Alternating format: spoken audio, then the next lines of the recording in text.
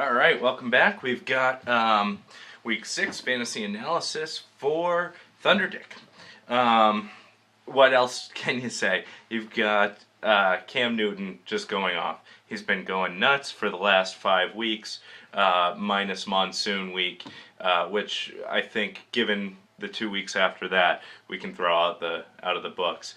But he's just been phenomenal. 5 rushing touchdowns. Last year, as comparison, Michael Vick had 8. Cam Newton on pace for almost 15 touchdowns rushing.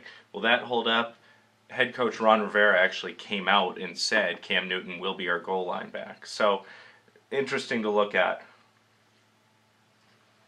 He's got a decent matchup against Atlanta. I'm looking at a shootout for that game. Carolina's defense has been suspect. But I think they're just going to be throwing the ball quite a bit, and Jonathan Stewart and DeAngelo Williams won't take away too much of that offense. So you're going to see Steve Smith targeted a lot again. He's averaging over 5 catches a game and over 120 yards a game. So, I mean, he's been phenomenal.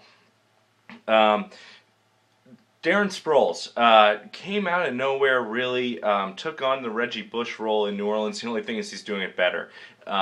He's catching over 6 balls a game. He's getting 40 yards receiving every game and about 30 yards rushing every game. A little more than that, about 50 and 40 rather. So he's been great. Not a lot you can say. He loses touches at the end zone, but he's going to put up points every week for you. So this is a week that they don't have a lot of issues with the bye. They are losing Andre Johnson for the 2nd straight week, but I'd expect him to be back shortly. He might not be at full strength for week 7, but by week 8 he should be ready to go, and then they've got a bye, I believe, in week 10. So he might be hampered a little bit, but he's hoping with some fill-ins with Santana Moss, and hopefully Santonio Holmes can do a few things. Him and Mark Sanchez have not really been on the same page all year. Just 3 catches a game, just over that, and just over 40 yards a game. So really not what you expect out of your number 2 receiver. And same thing with Sean Green, just has not been able to get going. Finally did a little bit, but we all know Rex Ryan wants Sean Green to get the bulk of the carries. So I think you're going to start to see him pick up a little steam. Should be a good matchup for him against Miami.